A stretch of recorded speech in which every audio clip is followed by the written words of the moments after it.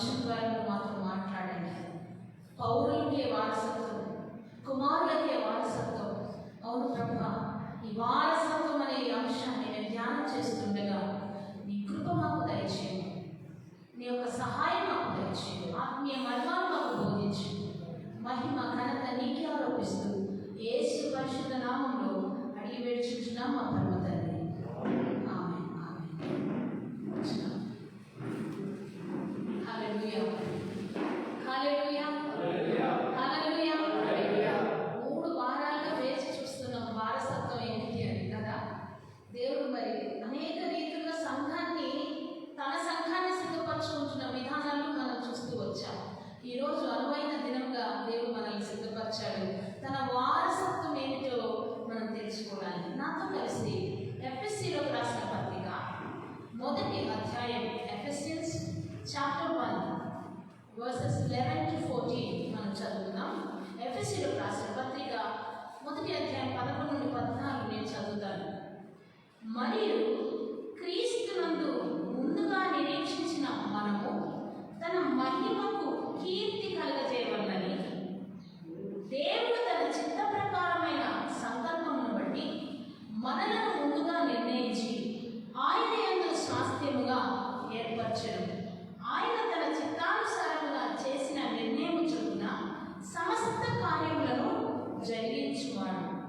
మీరును సత్యవాక్యమునందు అనగా మీ రక్షణ సువార్తను విని క్రీస్తునందు విశ్వాసం ఉంచి వాగ్దానము చేయబడిన ఆత్మ చేత ముద్రింపబడింది.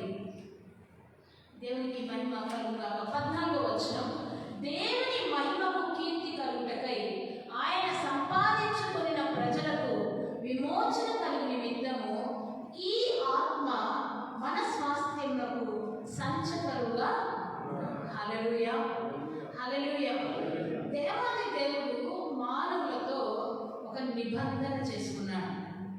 పాత నిబంధనలో అబ్రహాముతో ఒక నిబంధన చేసుకున్నాడు, నీ సంతతిని నేను విస్తరింపచేస్తానని. ఆ నిబంధన తర్వాత మోషేతో చేసిన నిబంధన ఏదనగా ఐగుప్తు నుండి ఇశ్రాయేలీయులను విడిపించి అరణ్య మార్గంలో వారిని నడిపించి కనానుకు చేస్తానన్న నిబంధన. అయితే అది కేవలము యేసు ప్రభు మనతో చేసే నిబంధనకు సాదృశ్యంగా మాత్రమే, లేక ఒక షాడో, ఒక నీడలాగా ఉన్నట్టుగా మనం గుర్తించాలి. యేసు క్రీస్తు మనతో చేసుకున్న నిబంధన క్రొత్త నిబంధన. ఈ నిబంధన రక్తము వలననైన నిబంధన. రక్తము, మీరు రాజుల చరిత్రలు చదివి చూస్తే 2 రాజ్యాల మధ్య సంధి కుదిరినప్పుడు ఆ యొక్క ఒప్పందాన్ని ఈ బొటన వేలు రాజులు ఏం చేసేవారంటే బొటన వేలు తమ యొక్క ఖడ్గముతో చీరి ఈ రక్తము అంటే 2 రాజ్యాలు సంధి కుదుర్చుకున్నప్పుడు ఈ రక్తము ఆ రక్తము మిళితమవులాగున కలిపి ముద్ర పెట్టేవారు. హల్లెలూయా. దాన్నే రక్తము వలననైన నిబంధన అంటారు. అయితే యేసుక్రీస్తు చిందించిన రక్తము, యేసుక్రీస్తు చేసిన నిబంధన ఏదనగా తన రక్తము వలననైనా క్రొత్త నిబంధన. హల్లెలూయా. మనలను విడిపించడానికి, మనలను మృత్యులో నుండి, శాపము నుండి, నరకము నుండి విడిపించడానికి తన రక్తమంతా కార్చేశాడు. తాను ఆ రక్తము ఇచ్చి మనల్ని తిరిగి కొన్నాడు. హల్లెలూయా. మనం ఏమి కూడా చేయలేదు, దేవుడు చేశాడు, మన కోసం చేశాడు, తన ప్రాణం ఇచ్చాడు. రక్తముతో నిబంధన చేసిన తర్వాత మనకు ఒక పత్రం ఇచ్చాడు, దాన్నే నిత్య జీవం అంటాం. నిత్య జీవము. Yes, I'm blessing you with eternal life.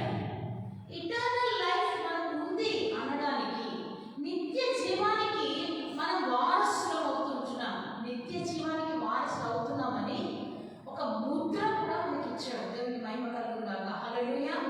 ఆ ముద్ర అనగా సంచకరువు, that is what seal of God. What is the seal of God in our life? It is the Holy Spirit. Hallelujah.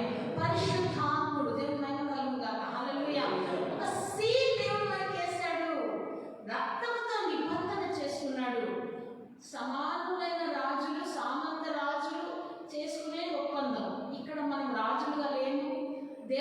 సమానంగా కూడా లేవు, యోగ్యతలే లేవు, మనలో మంచి ఏది లేదు. మనల్ని తీసుకుపోయి ఆయనతో నిబంధన చేసుకోవడానికి మనలో ఏ శ్రేష్టత లేదు. But he loved us. Hallelujah. Beyond measure ఆయన మనల్ని ప్రేమించాడు. దేవుడు లోకమును ఎంతో ప్రేమించను కాగా తన అద్వితీయ కుమారునిగా పుట్టిన వారి యందు విశ్వాసముంచు ప్రతివాడు నశింపక నిత్య జీవము పొందినట్లు ఆయనను అనుగ్రహించు. It's a gift given to us that we may receive. Hallelujah. Gifts అందరికీ ఇష్టమే. యేసయ్య తన్ను తానే మనకు గిఫ్ట్గా ఇవ్వడంతో పాటు ఇంకొన్ని అడిషనల్ బెనిఫిట్స్ కూడా మనకు ఉన్నాయి. దేవుని మహిమ కలుగుగాక. హల్లెలూయా. యేసయ్యనే పెద్ద గిఫ్ట్. యేసయ్యతో పాటు యేసయ్యకున్న స్వాస్థ్యంలో కూడా మనల్ని పాలుభాగస్తులుగా చేస్తున్నాడు. దేవుని మహిమ కలుగుగాక. హల్లెలూయా. హల్లెలూయా. సిస్టర్ గారు సాక్ష్యం చెప్తూ ఒక మాట అన్నారు.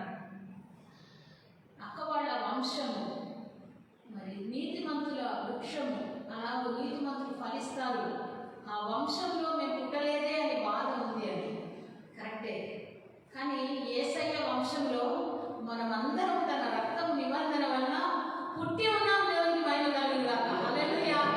నా తాత కంటే గొప్పవాడు యేసయ్య. దేవునికి మహిమ కలుగుగాక. హల్లెలూయా. యేసయ్య వంశంలో మనం పుట్టాము. యేసయ్య వంశంలో పుట్టినందుకు లీగల్ హెయిర్ అవుతున్నాం మనం. హల్లెలూయా. we are becoming legal heir to the kingdom of God. amen. హల్లెలూయా. మనకున్న స్వాస్థ్యం ఏమిటి? మన వారసత్వం ఏమిటి? ఎవరికి మనం వారసులం అంటే దేవుని యొక్క రాజ్యానికి, ఆ రాజ్యంలో ఉన్న మహిమకు, ఆ రాజ్యంలో ఉన్న సర్వ సంపదకు, ఆ రాజ్యంలో ఉన్న సమస్తానికి నీవు నేను వారసులం అవుతున్నాం. హల్లెలూయా. హల్లెలూయా. Signed document, signed by the blood of Jesus has been given to you and the seal of Holy Spirit is placed on you. Amen. Hallelujah. నీ హృదయపు పలకల మీద దేవుడు తన డాక్యుమెంట్ రాస్తాడు, తన పేరు రాసుకున్నాడు. ఇప్పుడు ఇక ఆరాధించేవారు ఆత్మతోనూ సత్యంతోనూ ఆరాధించాలి. హల్లెలూయా. ఆత్మతో సత్యంతో ఆరాధించే వారిలో మనం ఉంటే మన స్వాస్థ్యము భద్రంగా ఉంది. దేవుడి మహిమ కలుగుగాక. బట్ మన యొక్క స్వాస్థ్యం ఎప్పుడు కోల్పోతాం? మనం ఎప్పుడైతే ఆయన వారసత్వానికి, ఆయన అధికారానికి, ఆయన ఇంటిలోనికి దాఖలు కాని ఎడల, ఆయన కుటుంబంలోనికి మనం దాఖలు కాని ఎడల వారసులు ఎలా అవుతాం? హల్లెలూయా. మనం ఈ లోకంలో అన్నీ కావాలి, కారు కావాలి, ఇల్లు కావాలి, అన్నీ కావాలి. పరలోకంలో కూడా అన్నీ కావాలంటే అది నడిచే పని కాదు. దేవుడు తను తాను త్యజించుకొని రిక్తునిగా చేసుకుని మనల్ని అంగీకరించడానికి, ఏ స్థితిలో ఉన్నప్పటికీ కూడా మనల్ని అంగీకరించడానికి ఆయన ఈ లోకానికి దిగి వచ్చాడే. ఆయన అంగీకరించడానికి మనకు ఇంత జాడ్యం ఎందుకు? ఆయన అంగీకరించినప్పుడు, ఆయన మన హృదయంలోనికి వచ్చిన తర్వాత ఆయనను మించినది ఏమైనా ఉన్నదా? ఇంకా మన పర్స్యూట్స్ ఏంటి? ఏం వెతుకుతున్నాం ఈ లోకంలో? ఆయన మనకు సమస్తం ఇస్తానని వాగ్దానం చేశాడు. హల్లెలూయా. ఆయన తన వారసత్వము మనకి ఇచ్చి ఉంటున్నాడు. దేవునికి మహిమ కలుగుగాక.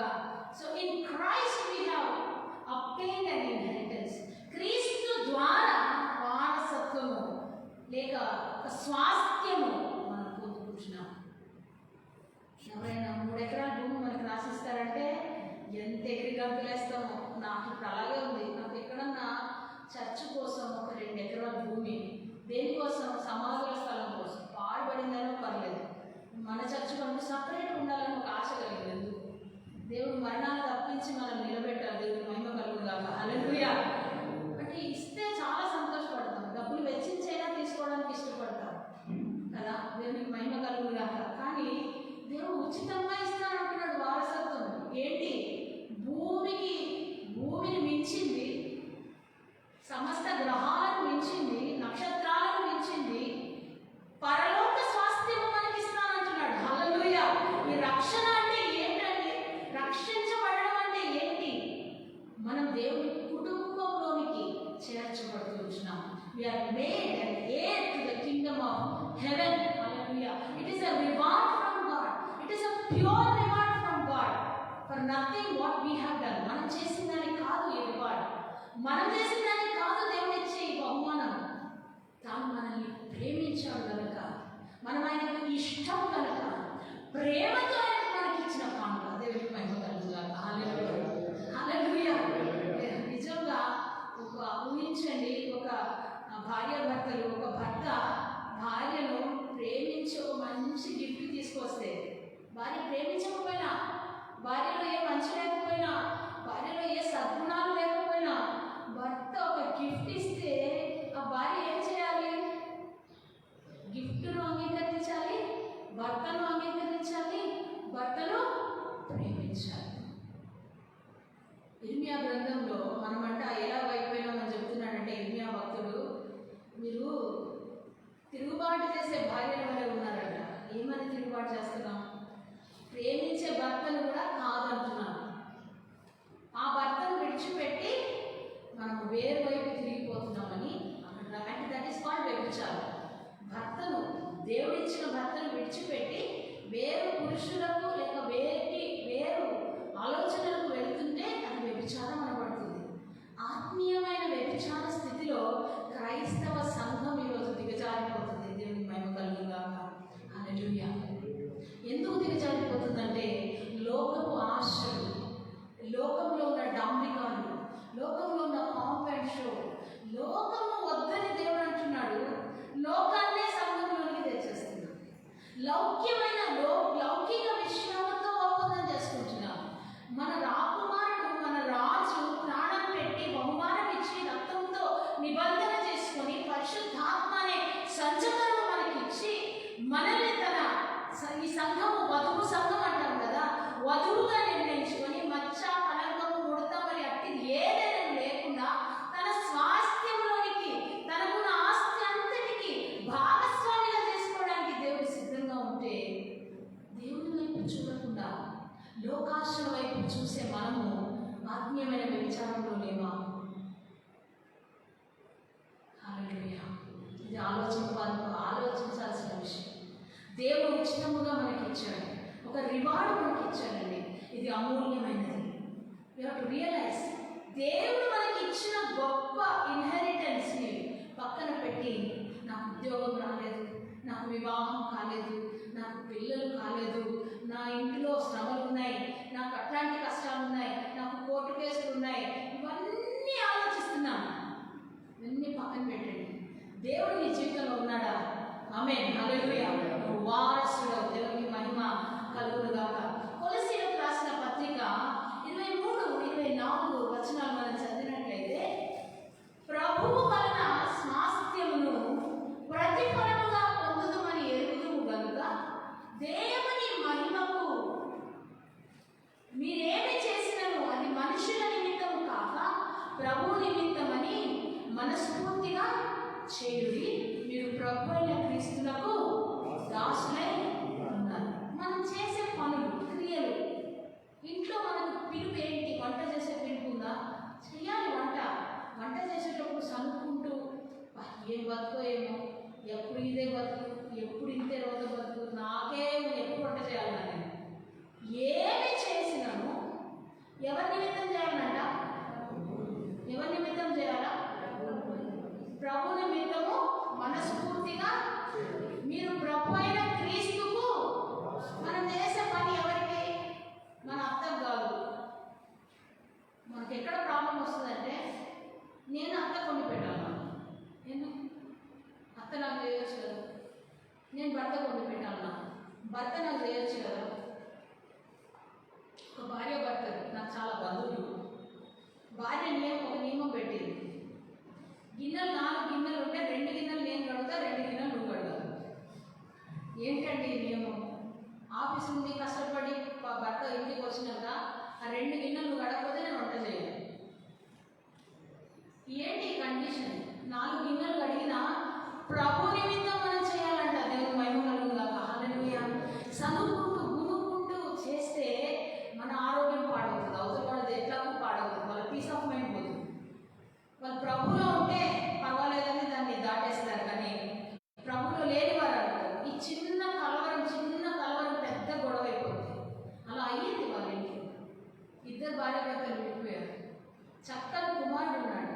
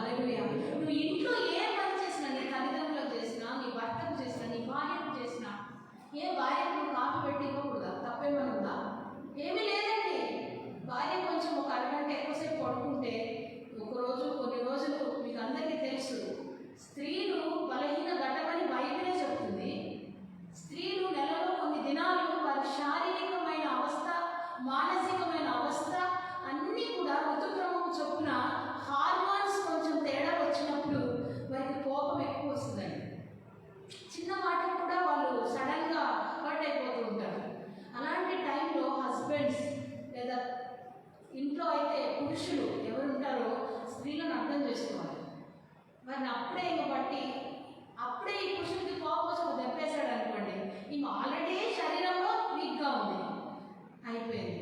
ఏమైపోతుంది అక్కడ? మనం ఏం చేసినా భార్యను అట్లాంటి దినాల్లో భార్యను కొంచెం ప్రేమగా చూస్తే తప్పులేదు, భార్యకు ఒక కప్పు కాఫీ ఇస్తే తప్పులేదు. మీ మొగతనం ఏమైపోదు. నేను అంటాను, నిజమైన మొగతనం భార్యను ప్రేమించడమే. దేవుని మహిమ కలుగుగాక. హల్లెలూయా, హల్లెలూయా. భార్య దేవుడు నీకు ఇచ్చిన భాగము, నీ స్వాస్థ్యము, నీ శరీరము. కాబట్టి భార్యను ప్రేమించేవాడు ఎవరిని ప్రేమిస్తున్నాడో తెలుసా? దేవుని ప్రేమిస్తున్నాడు. దేవుని మహిమ కలుగుగాక. ప్రభువుకైనట్టు సేవ చేయాలి. భార్యకు చేయాలి, భార్య భర్తకు చేయాలి, భార్య భర్తలు తల్లిదండ్రులకు చేయాలి, అత్తమామలకు చేయాలి. మనకు ఇవ్వబడిన 24 గంటల్లో మనం ఏమి చేసినాము అది ప్రభు నిమిత్తం చేస్తున్నామని ఎరిగి, అయితే నాకేంటి లాభం? హ్యూమన్ కండిషనింగ్ ఏంటంటే, నేను ఏదైనా చేస్తే నాకేంటి లాభం? I do something, what will I get out of it? నాకేం లాభం? అంటే ఏం లాభం ఉందని యేసయ్య నిన్ను రక్షించాడు, ఏం లాభం ఉందని యేసయ్య నీ కోసం రక్తం కార్చాడు, ఏం లాభం ఉందని దేవుడు నిన్ను తన స్వాస్థ్యంలో పాలిభాగస్తుడిగా చేశాడు. లాభం కోసం కాదు క్రైస్తవుడు ఉండవలసింది. దేవుని నామానికి కీర్తి కలుగునట్లు, దేవునికి మహిమ కలుగుగాక. హల్లెలూయా. దేవుని నామమునకు కీర్తి కలుగునట్లు, మహిమ కలుగునట్లు ప్రతి క్రైస్తవుడు, ప్రతి క్రైస్తవురాలు జీవించాలి. దేవునికి మహిమ కలుగుగాక. హల్లెలూయా. కష్టమైన సమయంలో కూడా దేవుడు ఇచ్చే స్వాస్థ్యాన్ని జ్ఞాపకం చేసుకుంటూ, దేవుడి వైపు చూస్తూ ఈ జీవితంలో నడవాలి. నాకేమిటి రివార్డ్ అంటే, దేవుడిచ్చే ఆ పరలోకము మన రివార్డ్. దేవునికి మహిమ కలుగుగాక. హల్లెలూయా. ప్రభువు వలన మనము స్వాస్థ్యము పొందుదుమని ఎరిగి అన్ని విషయములలో మనం మీరేమి చేసినను మనుష్యుల నిమిత్తము కాక, నీ భార్య కోసము, నీ సహోదరుని కోసము. అన్నదమ్ముల మధ్యలో ఆస్తి కలహాలు వస్తాయి. ఏమైందంటే జానడి భూమి అటు ఇటు అవుతుంది. ఈ భూమి ఒక రోజు వదిలిపెట్టి వెళ్ళాలి. 70 సంవత్సరాలు, 80 సంవత్సరాలు, 120 సంవత్సరాల వదిలేయండి. దానికోసం కోర్టుల చుట్టూ తిరిగి అడ్వకేట్ పాకెట్లు నింపి అడ్వకేట్ ఇంకా రెచ్చగొడతాడు. ఎందుకు? ఆ కోర్టు కేసు నడిచినంత కాలము ఈయన బ్యాంక్ అకౌంట్లో డబ్బులు పడుతూనే ఉంటాయి. దేవునికి మహిమ కలుగుగా. మీరు సంధి కుదుర్చుకోండి. అన్నదమ్ములు ఒక తల్లి కడుపులో సహోదరులు అంటే ఏంటో తెలుసా అండి? ఉదరము అంటే కడుపు, ఉదరము, సహోదరము అంటే ఒకే ఉదరము నుండి ఉద్భవించిన వారు, పుట్టిన వారు సహోదరులు. సహోదరులు ఐక్యత కలిగి ఉంటా ఎంత మేలు, ఎంత మనోహరం. జానడి స్థానం ఈ భూమి సమస్తము పెంట కుప్పలతో ఎంచుకుంటున్నానని పౌలు అన్నాడు. పౌలు ఉన్నతమైన కుటుంబానికి చెందినవాడు. గమాలియల్ అనగా ఈరోజు హార్వర్డ్ యూనివర్సిటీ టైప్లో అతి ఉన్నత యూనివర్సిటీ గమాలియల్ పాదాలంటే. అక్కడ ఆయన అన్ని శాస్త్రాలు ప్రావీణ్యం పొందినవాడు. ఆయన అంటున్నాడు, నాకున్న సమస్తాన్ని నేను పెంట కుప్పతో నేను సమానంగా ఎంచుకుంటున్నాను. ఎందుకు? పరలోకంలో నాకు ఒక స్వాస్థ్యం ఉంది. దేవునికి మహిమ కలుగుగా. I have a reward in heaven. Don't look for what you have in this world or you don't have. లోకంలో ఉన్నా సరే లేకున్నా సరే, ఉంటే ధనవంతులైన మీరు ధనం లేని పేదలకు ఇవ్వాలని దేవుని వాక్యం సెలవిస్తుంది. దేవునికి మహిమ కలుగుగాక. హల్లెలూయా. సరే, నాతో కలిసి హెబ్రీయులకు రాసిన పత్రిక 9వ అధ్యాయము 15వ వచనం మనం చూసుకుందాం. ఇది ఒక బహుమానం, మన స్వాస్థ్యము. ఈ హేతువు చేత మొదటి నిబంధన కాలంలో జరిగిన అపరాధముల నుండి విమోచనం కలుగుటకై ఆయన మరణము పొందినందున పిలువబడిన వారు నిత్యమైన స్వాస్థ్యమును గురించిన వాగ్దానము పొందిన నిమిత్తము ఆయన క్రొత్త నిబంధనకు మధ్యవర్తి అయి పిలువబడిన వారు నిత్యమైన స్వాస్థ్యం. మొదటిది బహుమానం, స్వాస్థ్యం ఒక బహుమానము. రెండవది ఏంటంటే ఇది నిత్యమైన బహుమానం. ఇది రోజు ఉండి రేపు గిఫ్ట్ డీడు, తల్లిదండ్రులు గిఫ్ట్ డీడు రాస్తారు కొన్నిసార్లు. నా కోడలు అన్నీ చేసి పెడితే నేను ఆమె గిఫ్ట్ ఇస్తాను, లేకపోతే గిఫ్ట్ రివోక్ చేసుకునే అధికారం దాంట్లో పెట్టుకుంటారు. మమ్మల్ని చూసుకుంటేనే మేము ఆస్తి ఇస్తాము. దేవుడు ఇది రివోక్ చేసుకునేటట్టు లేదండి, నిత్యమైన నిబంధన చేశాడు. దేవుడు మహిమ కలుగుగాక. హల్లెలూయా. కానీ మనము వారసులు అవ్వాలి అంటే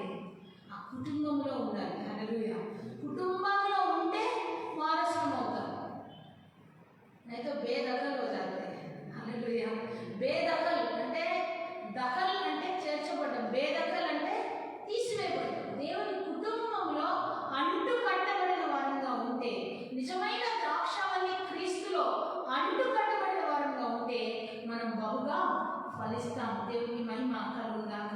మొదటి పేతురు పత్రిక 1వ అధ్యాయము 4-5 వచనాలు చదివితే, ఈ యొక్క స్వాస్థ్యము మృతులలో నుండి యేసు క్రీస్తు తిరిగి లేచుట వలన జీవముతో కూడిన నిరీక్షణ మనకు కలుగునట్లు, అనగా అక్షయమైనది నిర్మలమైనది వాడబారినదిమైన స్వాస్థ్యము మనకు కలుగునట్లు ఆయన తన విశేష కనికరము చొప్పున మనలను మరలా జన్మింపజేసేది. ఇక్కడ 3 విషయాలు ఉన్నాయి.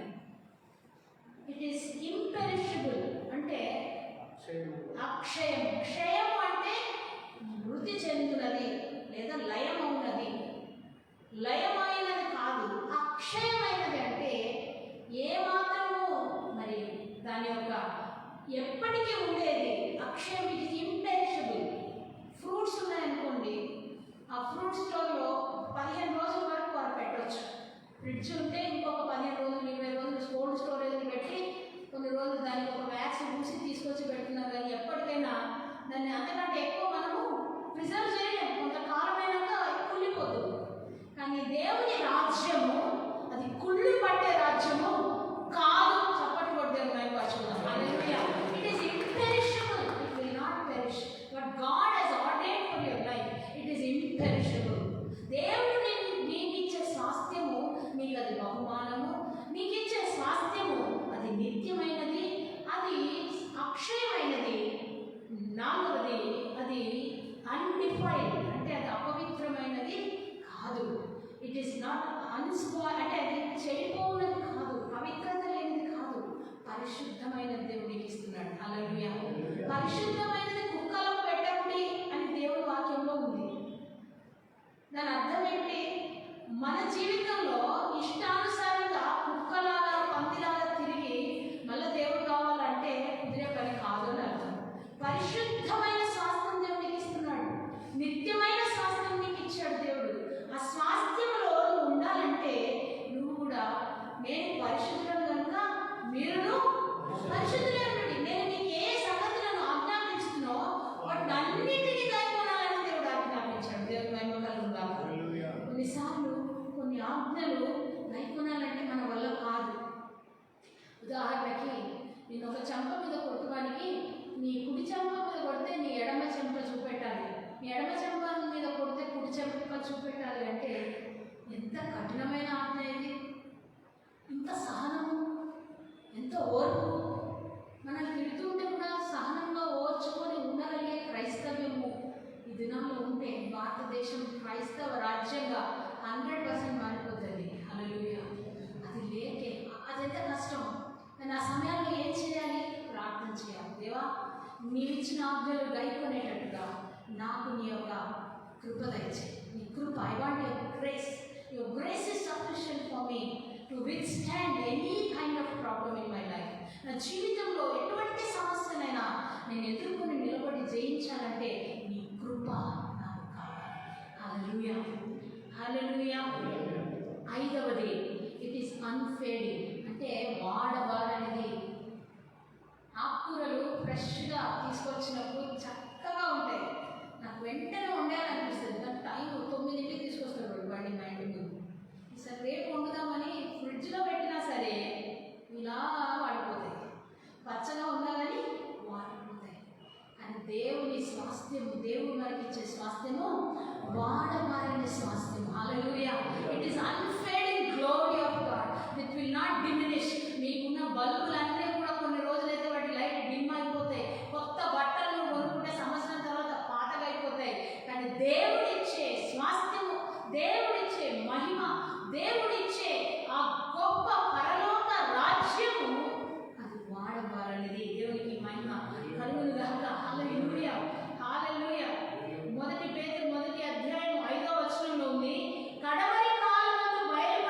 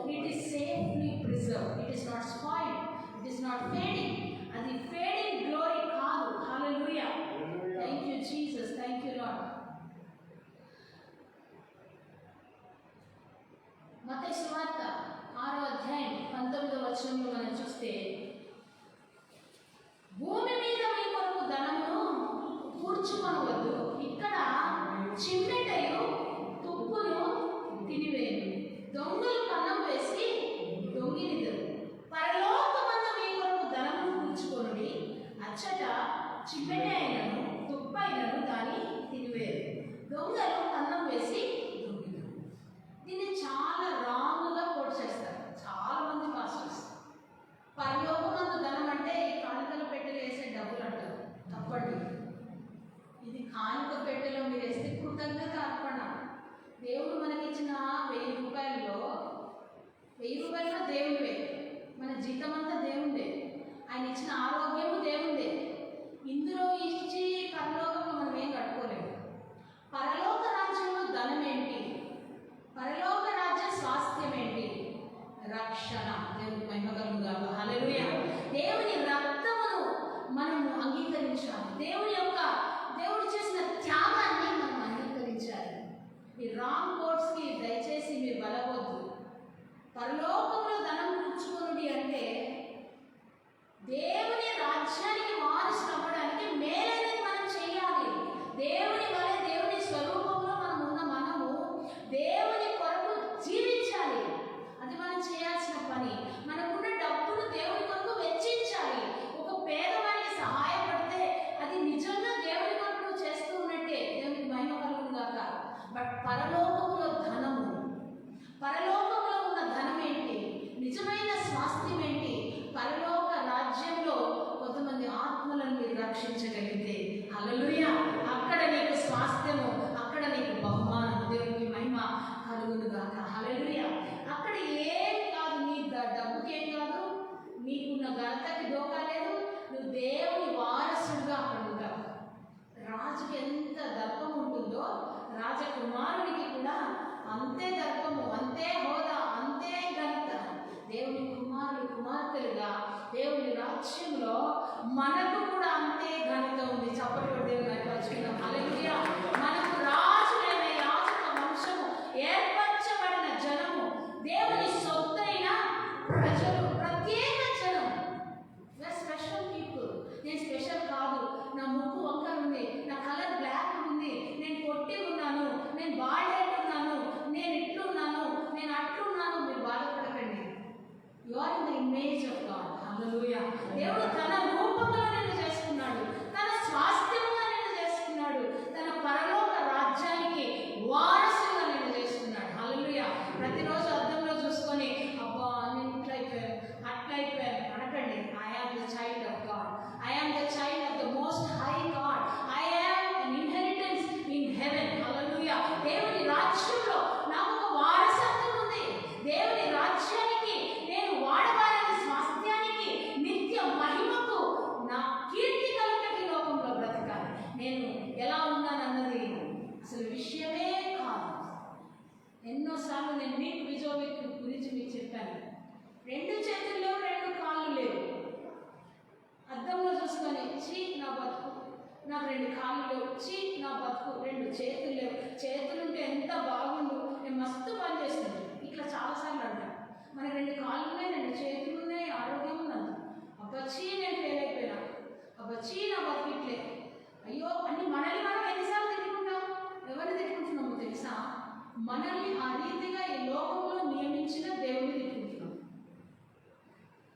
నిన్ను నీవు తక్కువ అంచనా వేసుకోవద్దు. దేవుడికి మహిమ కలుగుగాక. హల్లెలూయా.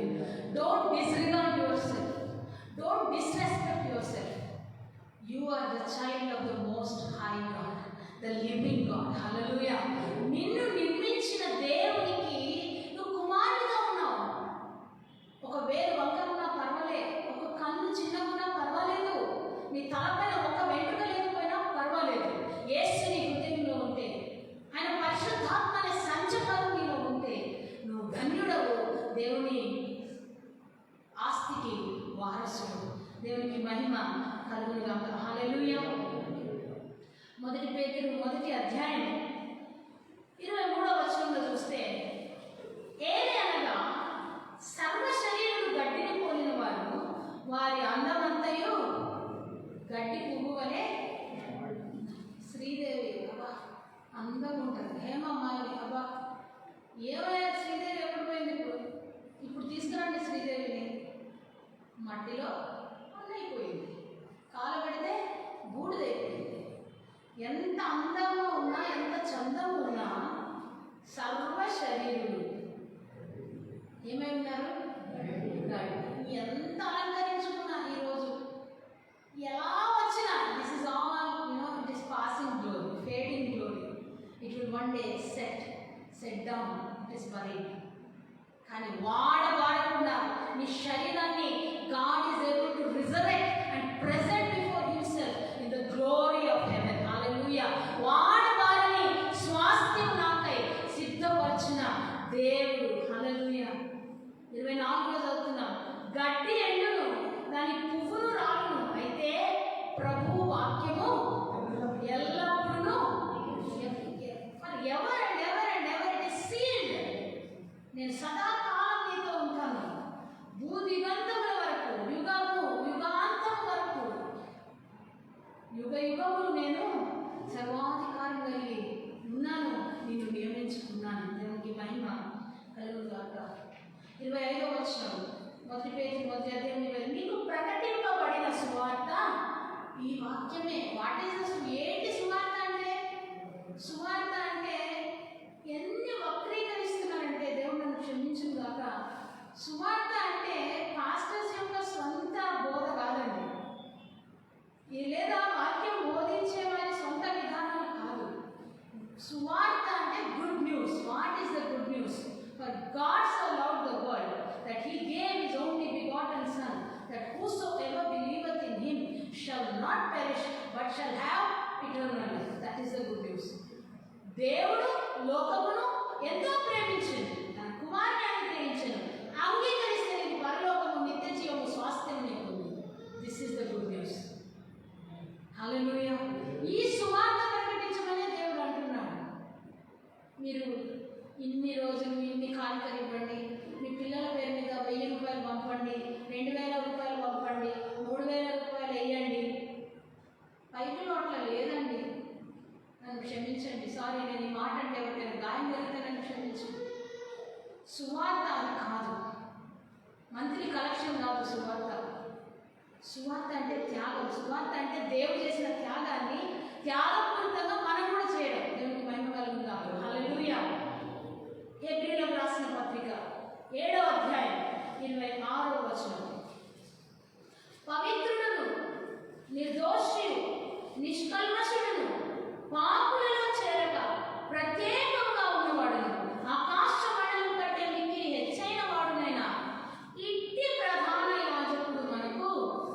ఎట్టి ప్రధాన యాజకుడు, హి మేడ్ ద సాక్రిఫైస్, మనకు మధ్యవర్తిగా ఉన్నాడు.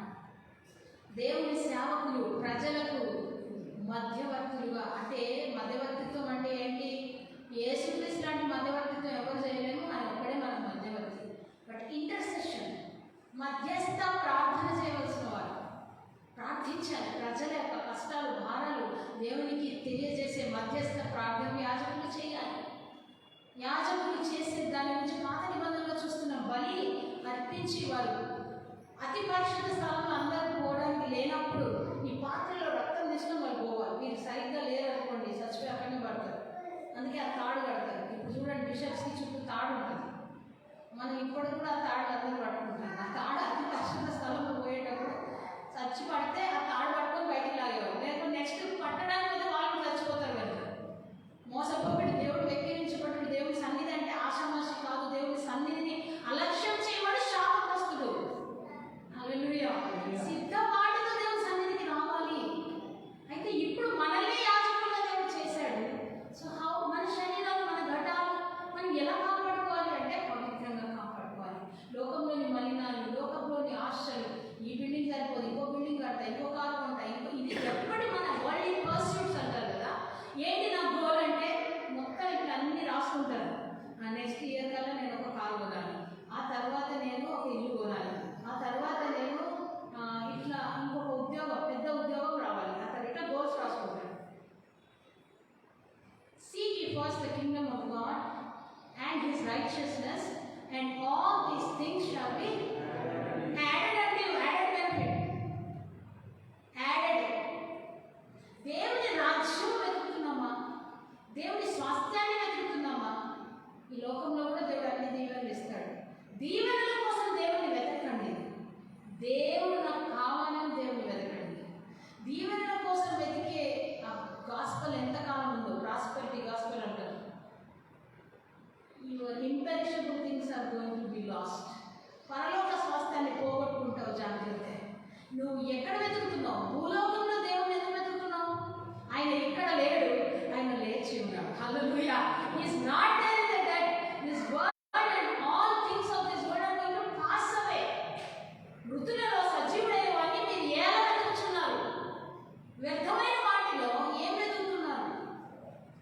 గాడ్. హల్లెలూయా.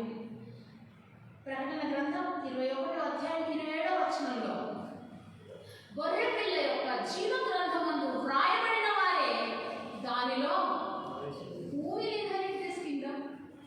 ఎవరికి ఈ స్వాస్థ్యము ఎవరికి ఇవ్వబడుతుందంటే జీవ గ్రంథమందు వ్రాయబడిన వారే దానిలో ప్రవేశించరు. కానీ నిషిద్ధమైనది ఏదైనాను, అసహ్యమైనది కానీ అబద్ధమైన దానిని జరిగించి వాడైనను దానిలోనికి, ఇది ప్రవేశింపని సింపుల్గా చెప్పట్లేదు, ప్రవేశింపరు. There is no chance, no chance. Please please please please అంటే no chance, no choice, there is no chance. If your name is not written in the lamb's book of life, నీ పేరు జీవ గ్రంథంలో రాయబడి లేకపోతే నువ్వు ఇక్కడ ఎన్ని ప్రసంగాలు చేసినా, ఎన్ని సువార్త కూడికలు పెట్టినా, ఎన్ని కానుకలు సమర్పించినా, ఎన్ని క్రిస్మస్లు జరిపించినా, క్రిస్టియన్గా ఏమేమి చేసినా, if your name is not written in the lamb's book of life, you will not have entry into this inheritance. ఈ స్వాస్థ్యంలోనికి మీకు ప్రవేశము దేవుడికి మహిమ కలుగుగాక. అండ్ రెవల్యూషన్ 21:5లో మనం చూసినట్లయితే ఒక మాట ఉంటుంది, అన్ని కొత్తగా చేస్తాడండి. ఒకవేళ నిజంగా ఇప్పటి వరకు మన బతుకులు రోతగా ఉంటే, ఒకవేళ మనం దేవుని స్టాండర్డ్స్లో సరిగ్గా లేనట్లయితే, we can still submit to God, surrender to God and say lord, give me the fresh anointing, give me the fresh oil of anointing, please change my life, I want to live a life pleasing to you. నీకోసం నేను జీవించాను. అప్పుడు సింహాసన, revolution 21:5, సింహాసనాసీనుడైన వాడు ఇదిగో సమస్తమును నూతనమైనవిగా చేయుచున్నానని చెప్పాను. మరియు ఈ మాటలు నమ్మకము నిజమునై ఉన్నవి కనుక రాయమని నాకు చెప్పు. సింహాసనుడైన వాడు ఇదిగో సమస్తము నూతనంగా చేయుచున్నాను. ఏంటి పట్టణం? నేను ముగిస్తాను, చాలా టైం అయిపోతున్నట్టుందని. ఇబ్రానీయులకు రాసిన పత్రిక 11:10, ఏలనగా దేవుడు దేనికి శిల్పియు నిర్మాణకుడై ఉన్నాడు, పునాదులు గల ఆ పట్టణం కొరకు అబ్రహాము. ప్రపంచంలో 7 వండర్స్లో తాజ్ మహల్ని ఒక వండర్ అంటారు. నేను దేవుని కృపను బట్టి ఢిల్లీ వెళ్ళడం జరిగింది, 2014 అనుకుంటాను. చూశాను పాలరాతి నిర్మాణం, ఏమి లేదు దాంట్లో. యాక్చువల్గా షాజహాన్ యొక్క భార్య ఒక సమాధి, ముంతాజ్ మహల్. ఆ సమాధి యాక్చువల్ సమాధి పైన ఉండదు, కింద ఉంటుంది, పైకి మాత్రం అన్ని చాలా అల్లికలు. ఒక మనిషి ఇంత అద్భుతమైన డిజైనింగ్ చేయగలిగితే దేవుడు ఎంత అద్భుతంగా కడతాడండి పట్టణం. దేవుడికి మహిమ కలుగుగాక. దేవుడు దేనికి శిల్పి, ఇంజనీర్స్, గొప్ప గొప్ప కట్టడాలు. మొన్న మేము పోతూ ఉంటే ఓఆర్ఆర్ మీద పెద్ద బిల్డింగ్స్ కనబడుతున్నాయి. నేను వాటిని కాంక్రీట్ జంగల్స్ అని పిలుస్తాను. ఫ్లాట్లే ఉంటాయి, ఎంత అందమైన ఫ్లాట్, పక్కోడు ఎవడో మనకు తెలియదు. మనం చచ్చిపోతే 4 రోజుల దాకా శవం స్మెల్ వచ్చేదాకా ఎవరు తెలియదు. కాంక్రీట్ జంగల్ అన్నాడు, ఎవడు పట్టించుకునే నాదుడే ఉండడు. కానీ ఇంత గొప్ప గొప్ప కట్టడాలు 25 story, 40 story, 100 story, 120 story buildings కడుతున్నారు. ఇవి ఇంత అందంగా ఉంటే దేవుడు దేనికి శిల్పియు నిర్మాణకుడనే ఉన్నాడు, పునాదులు గల ఆ పట్టణం కొరకు అబ్రహాము ఎదురు చూచింది. 2 కొరింథీ 1:21 మీతో కూడా క్రీస్తునందు నిలిచి ఉన్నట్లు మమ్మల్ని స్థిరపరిచి అభిషేకించిన వాడు దేవుడు. అంటే ఈ పట్టణానికి వెళ్ళడానికి మనం ఎదురు చూడాలి? అబ్రహాం ఎదురు చూశాడు, అబ్రహాం అక్కడనే ఉన్నాడు కూడా. తెలుసా మీకు అది? అబ్రహాం ఎట్లా వెళ్ళాడు? యేసుక్రీస్తు కంటే ముందున్నాడు కదా. అంటే యేసుక్రీస్తు పరదేశంలో నేను నీవు నాతో కూడా ఉంటానని పక్కన ఉన్న దొంగతో అన్నాడు. ఆ పరదేశంలో ఎవరు ఉన్నారు? అబ్రహాము, పాత నిబంధన విశ్వాసం. ఈ చెరగా మరి యేసు ప్రభు కింద ఉన్న పరదేశాన్ని పరలోకానికి తీసుకువెళ్ళాడు. చెరగా పైకి తీసుకువెళ్ళిన అది ఇంకోసారి మనం మాట్లాడుకుందాం. అయితే మనలను ఆ స్వాస్థ్యానికి వారసులుగా దేవుడు చేసి ఉంటున్నాడు. 2 కొరింథీ 1:22 ఆయన మనకు ముద్ర వేసి మన హృదయములలో మనకు ఆత్మ అను సంచకలను అనుగ్రహించి, సో వి ఆర్ సీల్డ్.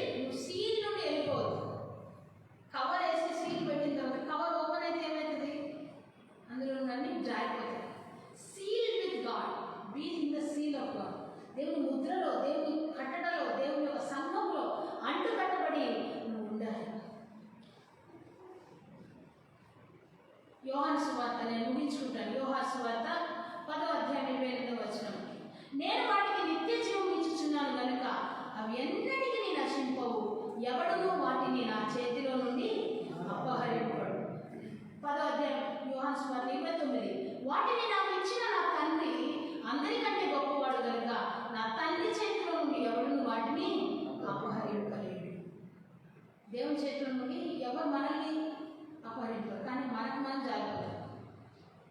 మనకు మనమే జారిపోయే అవకాశం, ఎవరు మనల్ని దొంగిలించలేరు. God is holding on to us. If we resist, we will lose the kingdom. రోమా 8:16 మనము దేవుని పిల్లలమని ఆత్మ తానే మన ఆత్మతో కూడా సాక్ష్యం ఇచ్చుచున్నాడు. రోమా 8:17 మనము పిల్లలమైతే వారసులము, అనగా దేవుని వారసులం. క్రీస్తుతో కూడా మహిమ పొందుటకు ఆయనతో శ్రమపడిన ఎడల క్రీస్తుతోటి. హల్లెలూయా. సమయం ఉంటే తదుపరి భాగం నేను తర్వాత మీతో మాట్లాడతాను. హల్లెలూయా. క్రీస్తుతోటి వారసులం. క్రీస్తు అంటే ఎట్లా ఉందంటే, Christianity has become so worldly. We want only blessings in this world, blessings in heaven. స్వాస్థ్యం స్వాస్థ్యం స్వాస్థ్యం బాగానే ఉంది. ఈ స్వాస్థ్యం కొరకు శ్రమపడడం ఇష్టం లేదు. ఆత్మల సంపాదన కొరకు శ్రమపడడం ఇష్టం లేదు. సువార్త కొరకు ఒక దెబ్బతింటే తప్పు లేదు. నిజంగా నేను హింసిస్తే, అవమానిస్తే, నీ ముఖం మీద ఉండి వేస్తే ఏం పర్వాలేదండి. అంతకంతకు మహిమని దేవుడు పోతున్నాడు. హల్లెలూయా. కానీ వారిని ఇరిటేట్ చేయొద్దు. ఎవరిని ఇరిటేట్ చేయమని దేవుడు వాక్యంలో లేదు. మీరు సువార్త ప్రకటించాలి. స్టెఫెను ఆయన తండ్రి మీరేం చేస్తున్నారు మీరు ఎరుగరు, నీ చేతికి నా ఆత్మను అప్పగిస్తున్నారు. దెబ్బలు కొడుతున్నప్పుడు సౌలు అందరినీ అంటే ఎంకరేజ్ చేస్తున్నారు, కొట్టు ఇంకా కొట్టు, వాడు చంపేయాలని అట్లా వారిని డ్రైవ్ చేసినప్పటికీ కూడా స్టిఫెన్ చచ్చిపోతూ కూడా రిటాలియేట్ చేయలేదు. He bore it for Christ. క్రీస్తు నిమిత్తం చనిపోవడానికి సిద్ధమయ్యాడు. అందుకే ఆ స్టెఫెన్ ద్వారా ఒక పౌలు రాబట్టబడినాడు. దేవునికి మహిమ కలుగుగాక. హల్లెలూయా. ఒక పౌలు ఎన్ని సంఘాలు కట్టాడు, ఎంతమందిని నిర్మించాడు, ఎంతమంది కోసం పాటుపడ్డాడు. నీవు ఈరోజు శ్రమ పడితే నీ విత్తనము భూమిలో భూస్థాపితమైనను అందులో నీ ఫలము దేవుడు దయచేస్తాడు. దేవుడు అట్టి కృపను మనకి ఇచ్చిందాక. హల్లెలూయా. ప్రభువా తండ్రి నీకు వందనాలు. హల్లెలూయా. వాడవాడని స్వాస్థ్యం నా కొరకు సిద్ధపరిచిన మా ప్రభువా, మా కొరకు సిద్ధపరిచిన ప్రభువా, మేము దాని కొరకు సిద్ధ మనసు నిలబెట్టడానికి సహాయం చేయండి, కృపగా నిలబెట్టండి తండ్రి. అందరిలో ఉన్న పొరపాట్లు దిద్దండి, సరిచేయండి. వేటిని ఆశించాలో నేర్పించండి, ఎలా మేము జీవించాలో మాకు చూపించండి ప్రభు. నువ్వు మాకుంటే చాలయ్యా యేసయ్యా, నీవు లేకుంటే బ్రతికే వ్యర్థమయ్యా యేసయ్యా. సమస్త మహిమ ఘనత నీకే ఆరోపిస్తున్నాం తండ్రి. ఇంతవరకు నడిపించిన దేవుడు ముందు నువ్వు నడిపించావు. మహిమ ఘనత నీకే. నీ రాజ్యంలో మమ్మల్ని చేర్చుకో, నీ రాజ్యంలో మమ్మల్ని జ్ఞాపకం చేసుకోమయ్యా తండ్రి. నిత్య జీవానికి వారసుగా మమ్మల్ని చేయండి. మా విశ్వాసంలో తొట్టిల్లిపోకుండా మమ్మల్ని కాపాడండి. నీకే ఘనత ఆరోపిస్తాం. యేసు పరిశుద్ధ నామమున నడుచున్నాము తండ్రి.